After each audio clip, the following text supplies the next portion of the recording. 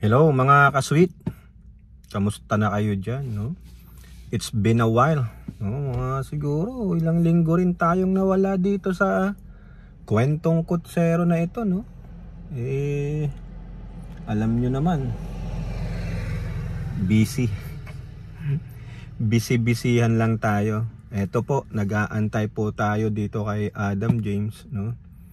Dahil today is Thursday, November 16, no? Then Friday tomorrow, last day of school, and then Thanksgiving break. 1 week po yan na walang pasok, no? So from November 20, 20, 21, 22, 23, 24, so hanggang 24 balik na nila is November 27. Tapos bilang ka ng mga from there 3 weeks, and then sa next month winter break, 2 weeks silang off, no? Balik na nan mga January 3rd, mga ganun, no? So it's okay kahit papano. Mukhang merong assembly today, kaya ang daming sasakyan. Yung assembly, yung mga mag-a-award ang bawat mga grade, yung lahat ng first grade, second grade hanggang 5th grade. Bukas siguro 5th grade dito. Kasi ang dami, no? Yun nga lang, si Adam James, wala silang ganyan sa special ed. Kawawa naman. Kakawa yung mga special ed kasi dati yung dalawa ko, no, nasa sila, yung regular class. Kung may mga ganyan na assembly, yung dalawang babae na yun laging nakakakuha ng award. Si Danica, ang daming award niya. Nung 8th grade siya, nakakuha siya ng distinguished award, Nabigla kami, anong klaseng award yun? Yung pala, one of the distinguished. Isa niya lang sa lahat ng mga 8th grade. Palakpakan nga lahat ng 8th grade. Ako naman, cool, normal na sa akin. Yung nanay niya tuwa ako, normal na sa akin, no? Palakpak din ako, pero yung so much excitement na tayo, normal na yan. Alam nyo naman ng mga Asian, di ba? Pag Asian, lalo pag Pinoy, ay nako, simple lang pero matatalino. Ito po, ang dami na, kaya ang hirap ng parkingan. Siningit ko na lang yung sarili ko dito, Since naisingit ko, makakalabas din ako nito, huwag kayong mag-alala. Nagpalalel parking lang. Bulol na bulol, no? So gloomy po ang panahon dito ngayon, no? Kahapon pa yan, kagabi nag-overnight showers, pero hindi po yung malakas. At least kahit papano nadiligan ng mga lupa, no? After ano ba yung huling ulan namin dito, June yata yun, no? After 5 months umulan ng konti. So ngayon ganyan kulimlim, no? Ang weather so far mga nasa 80, pero hindi po yung masakit sa balat. 70, ayun, 70, ayun, no? Sa malaking billboard, it's 155. So meron pa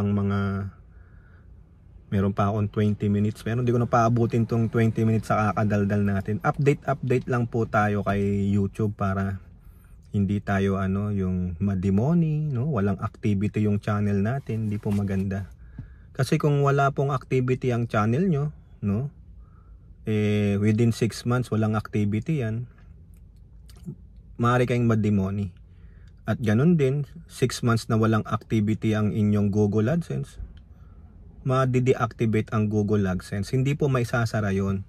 It will be reactivated and pagdating na may pumasok po na income sa nyo, sa inyong Google AdSense, yung monthly, no? Maski na hindi nyo abutin yung minimum requirements na 100, basta may pumapasok na paunti-unti, ibig sabihin active ang inyong Google AdSense kung monetize kayo, no? Kung na-demoni kayo, baka yan ang one of the reason, o di kaya reuse channel, no? Marami kasing nare-reuse channel, Kung gagamit kayo ng mga videos na hindi naman sa inyo, meron akong vlog dyan, no? Yung iba kasi makarinig lang na pwede ito, nag-viral ito. Hindi, kailangan gamitan nyo ng kailangan gumamit kayo ng yung babaguhin nyo. Meron kayong ginawang changes doon sa video na yun, di ba? Hindi yung isinalpak nyo na lang yung video dun sa content ninyo. Halimbawa, meron kayong nakitang viral na video, gawin nyo, reactionan nyo. Tapos baguhin nyo yung ibang boses, ganun, kung magagawa ninyo. O kaya, nagnanarrate kayo. Basta mababago nyo yung original content. Merong changes, hindi yung original content, ayun ang nilagay nyo, yun ang delikado. Talagang marireuse kayo doon, no? Tingnan nyo yung mga reaction video, no? Tingnan nyo. Ibig sabihin, pag nag-reaction video ka, nababago mo na yung original content. Ganon. Diba? Saka dapat magbibigay kayo ng credit dun sa original creator para o kaya manghingi kayo ng ng permiso. Kung walang permiso, wag na, kasi tingnan nyo, na-reuse content, ang dami sa inyo. At ang hirap niyan. Hindi nyo alam kung ano yung reuse content video na inaano ni YouTube. Hahanapin nyo isa-isa. Tapos mababawasan ng inyong watch hours kasi yearly yan eh. Inaano ni YouTube yung inyong annual na WH. Ang sakit niyan. Kung nabawasan ng WH nyo, wala dun sa required na 4,000 watch hours o how many hours sa shorts, ganun, no? So mahirapan kayo. Tapos ang reapply ngayon, it takes about what? 2 months or 3 months. Di ba ang tagal? Hindi basta-basta kaagad na magre-reapply ka. Dinagdagan nila yung number of days eh. Dati 1 month lang, ngayon 60 days yata o 90 days. Pahirapan. So ngayon kung ayaw nyo nang mag-YouTube kasi hindi naman kayo kumikita, sabi nyo, sayang lang ang bayad nyo sa data, internet. Hindi, wala. Punta kayo doon sa social media na alam niyo na hindi mataas ang restriction, tulad siguro nung sa FB, no?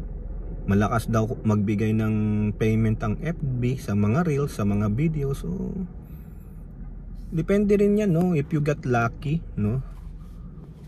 Tulad ko, natsambahan ko yung sa isa kong vlog, yung political vlog, si Simple Talkies. Sa tagal ko rin yan, no? Inabot ako ng almost ano ba yun? Yung sinimulan ko yun, yung si Bongbong Marcos magpa-file ng candidacy for 2022 election. Ano ba yun? 2021 yata yun, no? 2021 nung kinreate ko yung Talkies ni Pidol. Ngayon naging Simple Talkies vlog na lang, no? 2 years na rin mahigit. Pero struggle yun, no? Yung mga views ko hindi umaabot ng 200. Pahirapan po, no? Pero sa awa ng Diyos, kaya nga nila, pag may isinuksok, may dudukot. Pag may tiyaga, may nilaga. Pinagtiyagaan ko po, maski na walang nanonood. Sa awa ng Diyos, mahigit 14,000 na yung subscribers nun. I believe, organic yung mga yun. Kasi hindi ko naman po nilalakad yun. Salamat nga ako dun sa mga naglakad nun nung habang pinapamoni natin. Salamat tayo, no? Pero after that, di po ako nang isda. Basta upload lang ako ng video. Sa awa ng Diyos, napansin ni YouTube. Sabi siguro ni YouTube, ito, nagmumukhang tangan na to sa kakadaldal. Sige nga, i-recommend natin. So yun po, narekomenda, no? Salamat na rin tayo kay Robin Padilla. Kasi nung binatikos ko si Robin, yun, yung pinremere ko yung isang video para kay Robin. Ako, first time ko po na sa premiere. Ang daming nanood, yung iba naka-background lang. Umabot po ng 178 yung maximum na nanonood nung hindi naman tayo sikat, wala nga. Yung isa ko ngang upload, bihira pang maka 100 sa loob ng 5 oras noon. Wala talaga. Pero nung after nung kay Robin, sabi ko ayos, umabot na ako ng 300 after nung premiere. Kasi hindi ko alam kung paano kino-compute ni YouTube yun, no? Maya nakita ko na lang umaangat na yung video, daming nagko-comment, daming ang nagalit kay Robin kasi mali naman talaga yung sinabi ni Robin. Hanggang sa umabot po ng hanggang ngayon may nanonood nung video na yun, no? Paunti-unti na nga lang. Umabot po ng 120,000 na yata. Yun ang pinaka-viral ko. Hindi pa naman ako umabot ng 1 million.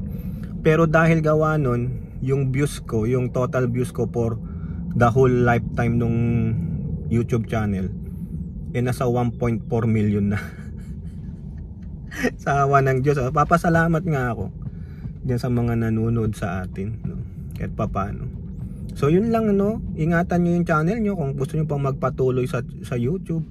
Huwag masyadong gumamit ng mga videos na hindi nyo naman sa inyo at hindi nyo kayang baguhin yung content, no? Dapat meron ding permiso.